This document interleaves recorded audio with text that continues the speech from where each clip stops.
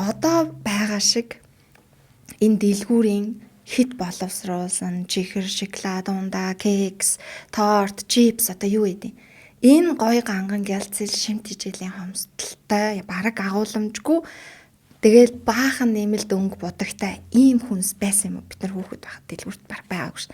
Сайндал бид нар сүүн юуны маружи иддэг байсан, тарган дээрээ сахар тавьж иддэг байсан, тэ? Маасл нь хүртэл ингээл транс тос биш ингээл нөгөө рама орж ирэхээс өмнө ингээл маасл чинь хуршчаад ингээд муудчихдаг байсан биз дээ, тэ? Тэр чин өөр байгалийн элементтэй байсан, тэ? Тэгэл боорцгон дээрээ л гэхэд ингээ ярахад боорцгоны тос нь натгалж юу байсан. Өөхөн тосоор л шаарддаг байсан шүү дээ. Нөгөө өөхөө авж байгаа л өөхөн тос гаргаад. Тэгэхээр чин тэр өөхөн тосны тэр одоо шатлалтын температур нь өндөр учраас транс тос болоод хэр баргийн хувирчдгүү.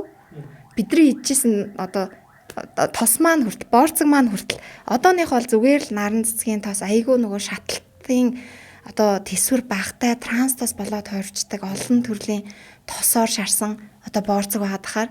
За тэгээд транс тостой айгүй их гурилан бүтээгдэхүүн хэрглэж байна. Тэгээд тэр нь дандаа нэмэлт сахартай.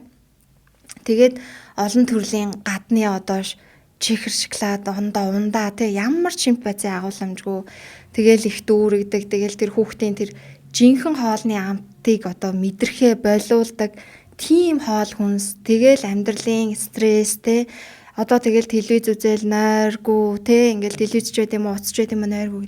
Ингээд энэ олон зүйл ингээд ингээ эмрүүл мэндийн юм сөрөг коктейл болчиход байгаа байхгүй. Тэгэхээр бидний тэр өссөн Монголын уламжлалт бол тэр одооных шиг юм баялаг юм ганган биш юм шиг мөртлөө цаад угсаанда бид нарт айгүй тийм шимт байцсан агууламжтай тийм байсан байна л гэж ерөнхийдөө хараад байгаа.